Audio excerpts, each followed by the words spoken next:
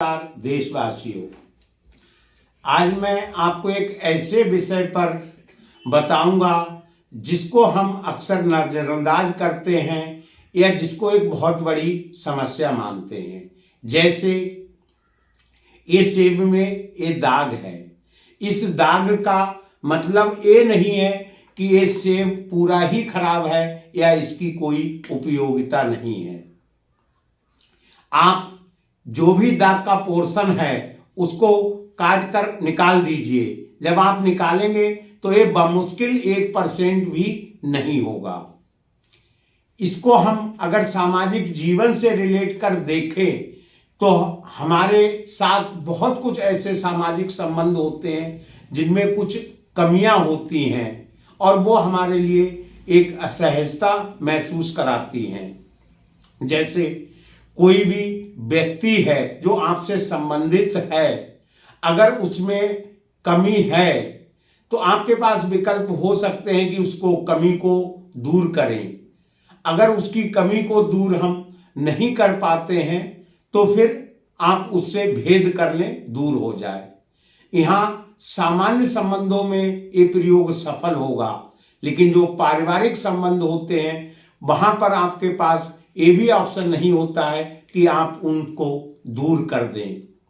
वहां पे आपको उन्हें एडजस्ट करना पड़ता है, उनकी नकारात्मकता को घटाकर उनको उपयोगी बनाना पड़ता है। शायद यही सफल जीवन का राज है।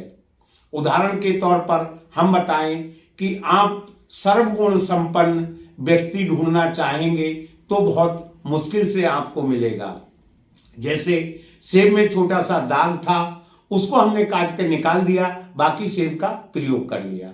अगर आप बिना दाग का सेब चाहेंगे तो भारतीय संस्कृति में या वायुमंडल में ऐसे सेब कम ही पाए जाते हैं, या जो बहुत बेहतरीन क्वालिटी के सेब होते हैं वो विदेश को एक्सपोर्ट कर दिए जाते हैं या हाई सोसाइटी के लिए रख लिए जाते हैं। हाँ, आपको दुनिया का सबसे खूबसूरत बेदाग सेब मिल सकता है, लेकिन उसकी कीमत इतनी होगी जिसे आप अदा नहीं कर पाएंगे। दुनिया में सबसे मशहूर सेब तिब्बत के पठारों का होता है और जहां ये सेब मात्र 10 रुपए का है, उस सेब की कीमत 500 रुपए पर पीस होती है, जिसको हम अदा करना नहीं चाहेंगे। ऐसे ही हम देखते हैं कि बहुत से लोग हमें सेवाएं देते हैं। उदाहरण के तौर पर आम समस्या देखी गई है कि घर की मालकिन कामवाली से परेशान रहती हैं। कामवाली ने पोछा गीला लगा दिया, सही ढंग से डस्टिंग अप नहीं की या आपके मुताबिक काम नहीं किया।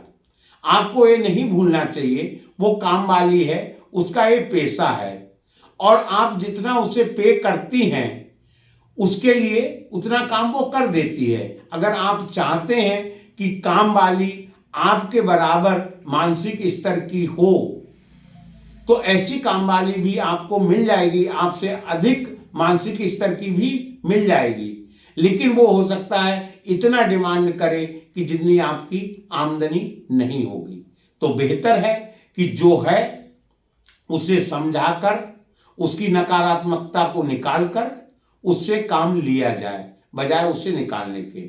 ऐसे कई उदाहरण होते हैं। हम घरों पे नौकर रखते हैं या जैसे मैं वाहन चालक रखता हूं, कई बार मुझे शिकायत होती है कि कुछ वाहन चालक स्पीड ज्यादा चलाते हैं, कुछ मादक पदार्थों तंबाकू इत्यादि का सेवन करते हैं या कुछ अच्छे ढंग से सफाई नहीं रखते हैं।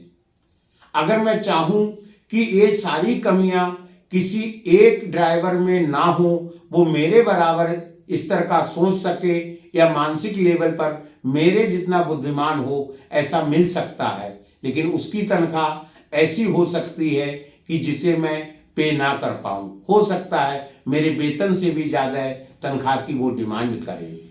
इसका आसान तरीका मैं अपनाता हूं कि जो भी चालक मेरे साथ रहता है उसे मैं बता देता हूं कि मेरी गाड़ी की स्पीड कितनी रखनी है। सफाई करता है तो ठीक है, अदरवाइज किसी भी वॉशिंग स्टेशन से 1-2 बार सफाई कराई जा सकती है। जहां तक तंबाकू इत्यादि का प्रयोग है तो मैं कह देता हूं कि जब तक मेरे साथ हो इसका प्रयोग ना करो, उसके बाद में अगर वो करते भी हैं तो उनकी समस्या है। तो हमारे जीवन में ऐसे अनेक उदाहरण आते हैं कि जहां हम छोटी मोटी कमियों से परेशान हो जाते हैं, हम सर्वगुण संपन्न व्यक्ति या वस्तु की कल्पना करते हैं, जो कि एक असंभव है। जीवन में संतुष्ट रहने के लिए, प्रगति करने के लिए ठीक है आप गुणवत्ता को देखें, लेकिन छोटी मोटी कमियां अगर किसी में है तो उससे दूर कर उनकी बाकी अच्छाइयों का उपयोग करें। शायद यही हमारे सुखद जीवन का रहस्य निकालेगी। जय हिंद, जय भारत।